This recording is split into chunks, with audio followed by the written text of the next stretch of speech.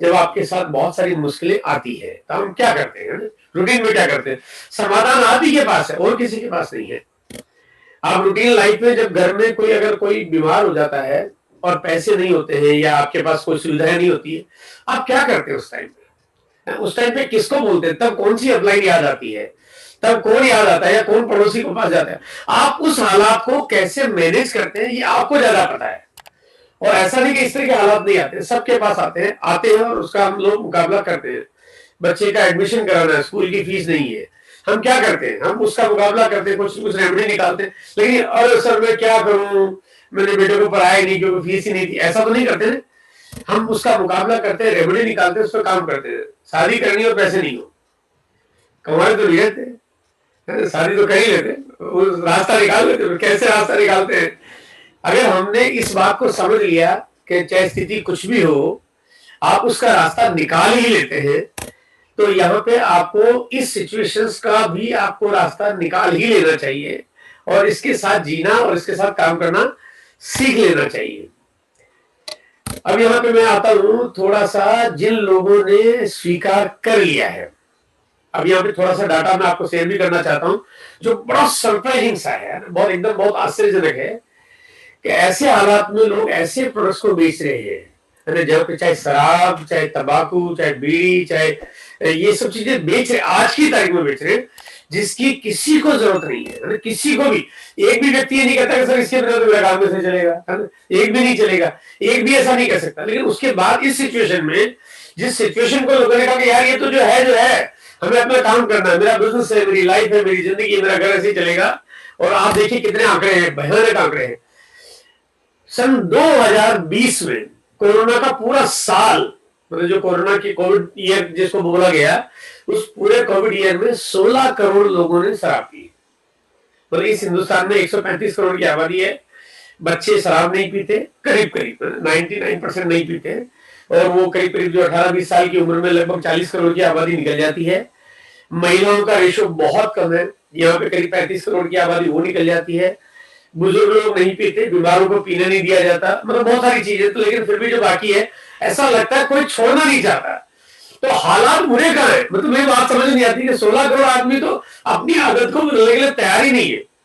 आंकड़ा देखिए आप, 650 करोड़ लीटर शराब की बोतलें पी गई पिछले साल।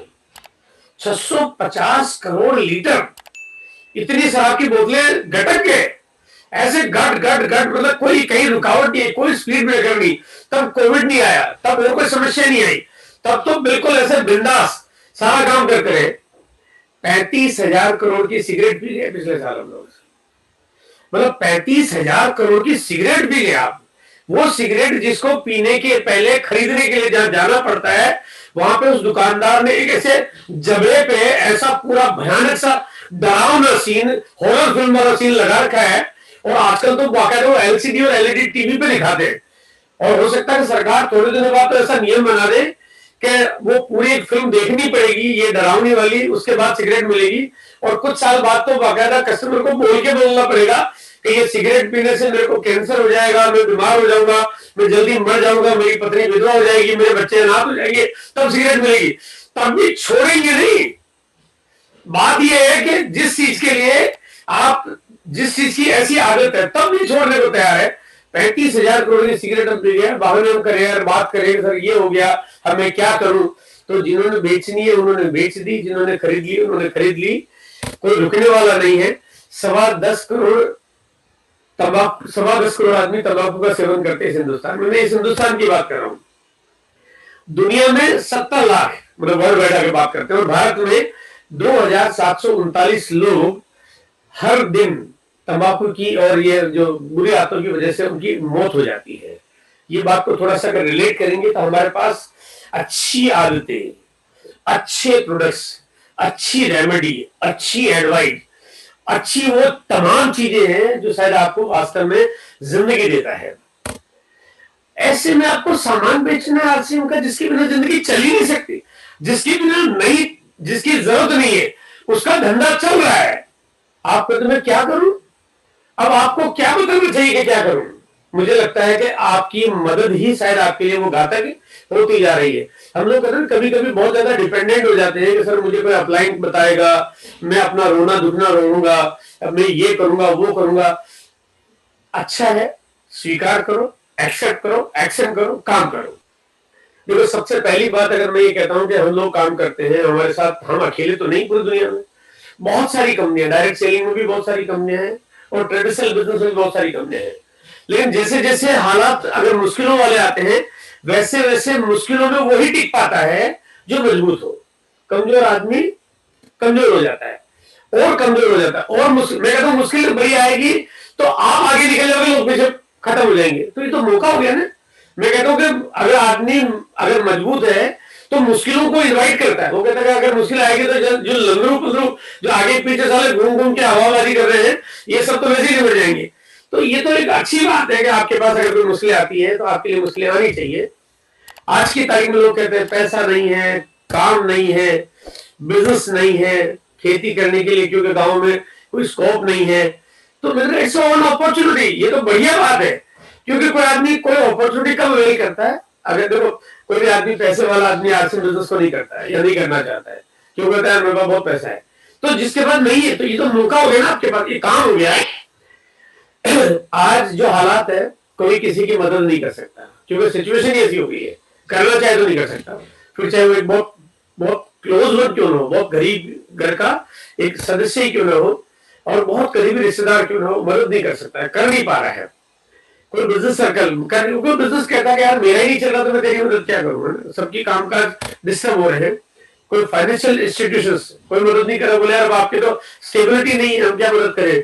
गवर्नमेंट थोड़े दिनों में वो भी हाथ खड़े कर देगी, भैया हम कुछ नहीं कर सकते, तुम्हें जो करना है अब तुम करो।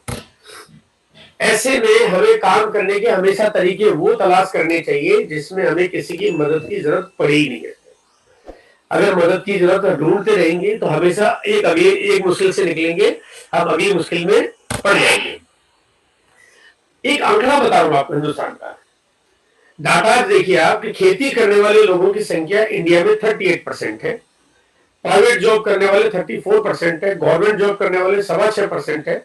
स्किल लेबर यानी कि जो बंधुआ मजदूर जैसा काम करते हैं, जो एक दिन काम करते हैं दूसरे दिन का पता नहीं, अगर वो स्किल्ड होते हैं तो अनस्किल्ड होते हैं तो वो इस तरह का काम करते हैं। 15% के आसपास की आबादी हमारी बहुत बड़ी तादाद यहाँ पे है।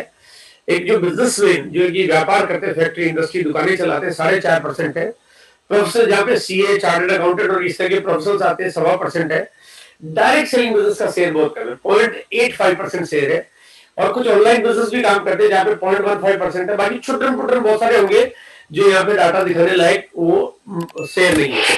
अब जो हालात बदल रहे हैं, जो सिचुएशन जो क्रिएट हो रही है, वो सिचुएशन में क्या हो रहा है कि जो प्राइवेट जॉब है वो बहुत, यानी जो लाल कलर का डंडा जो कह रहा है कि इतनी कम हो जाएगी धीरे धीरे, क्योंकि जब अपॉर्चुनिटीज नहीं तो काम कम हो जाएगा।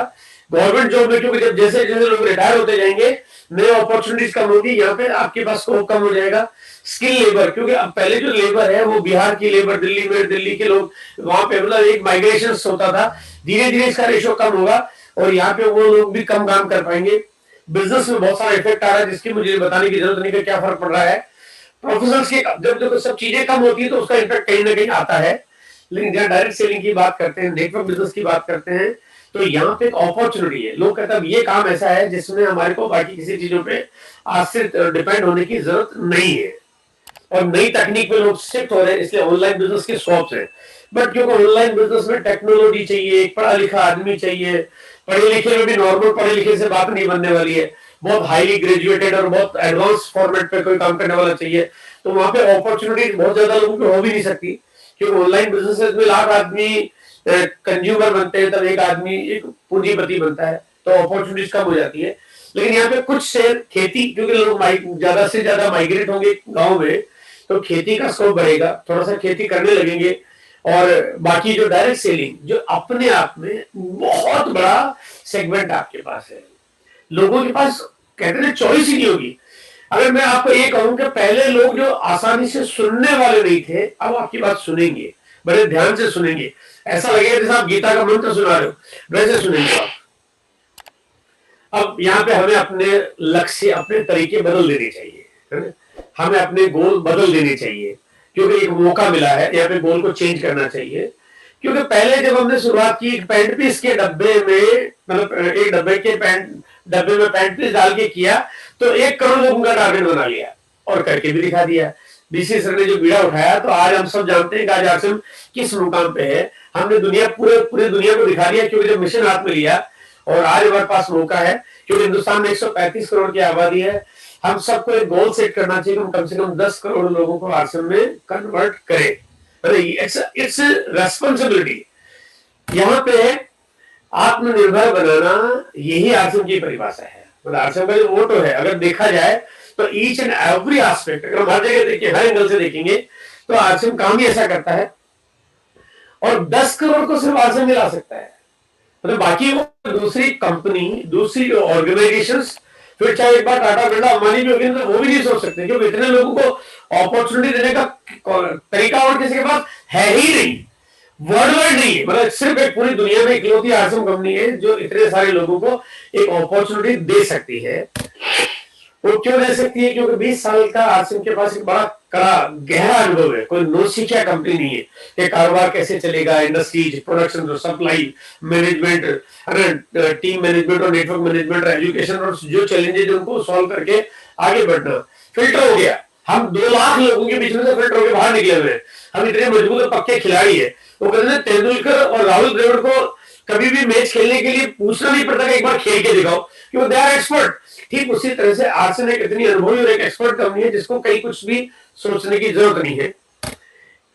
हमारे पास ऐसे प्रोडक्ट्स है जो हर हालात में हर आदमी के घर की जरूरत बनी रहते हैं। ये कभी भी ऐसा नहीं होगा कि यार अब ये तो मेरे बजट में से कटल कर दिया। यहाँ पे बेहतर मैनेजमेंट, क्योंकि 20 साल का तजुर्बा, और जैसा कि वत्स साहब अभी बता रहे थे, हम डे बाय डे अपग्रेड करते जा रहे हैं, बेहतर मैनेजमेंट के साथ में आगे बढ़ते जा रहे हैं, और सबको एक कहते हैं परिवार की जैसे हम ड्राइव कर रहे हैं। ये बहुत बड़ी बात है। कंपनी की ओन प्रोडक्शन कैपेसिटी, और क्योंकि हम सब लोग भाग्यशाली है कि हम एक ऐसी कंपनी के साथ जुड़े हुए हैं कि कल हम गलती से अगर हम 10 करोड़ को अगर एक साल में भी लिया है, तो आपको प्रोडक्ट की सप्लाई की समस्या होने वाली नहीं है। और हिंदुस्तान में दूसरी कोई कंपनी ऐसी नहीं है जो ये कर पाए, सोच भी पाए।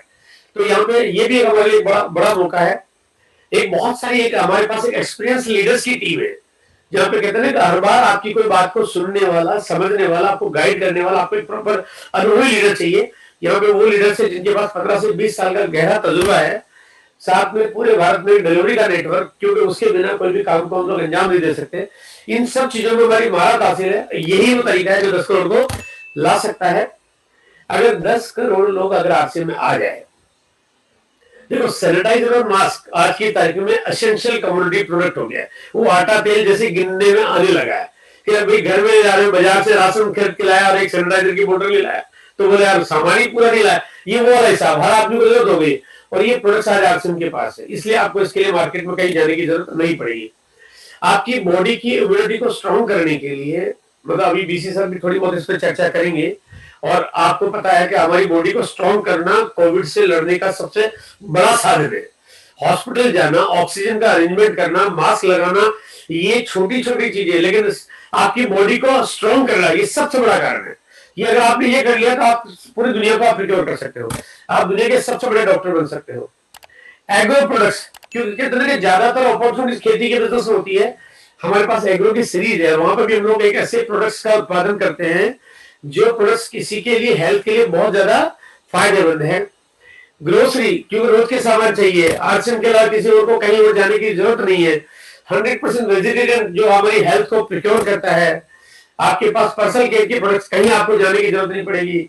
आपके पास होम केयर प्रोडक्ट्स, आपके पास ऑल नेसेसरी प्रोडक्ट, जो बाकी और कुछ भी ले लो आप।